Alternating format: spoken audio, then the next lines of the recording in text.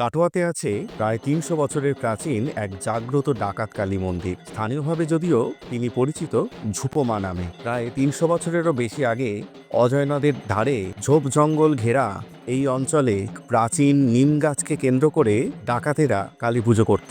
সেই সময় ডাকাতরা মনে করতেন এই নিম গাছেই মা কালীর অধিষ্ঠান, আর সেই থেকেই বছরের পর বছর ধরে এই নিম গাছকেই কেন্দ্র করে চলে আসছে কালী পুজো, যা এখন বিখ্যাত ঝুপ কালী পুজো নামে।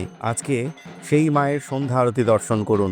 এই আরতির মধ্যে বেশ কিছু বৈশিষ্ট্য আছে, দেখি আপনাদের চোখে সেই বৈশিষ্ট্যগুলি ধরা পড়ে কিনা। বৈশিষ্ট্যগুলি দেখতে পেলে অবশ্যই কমেন্ট করে জানাবেন কোন বৈশিষ্ট্যটি আপনার চোখে লাগলো।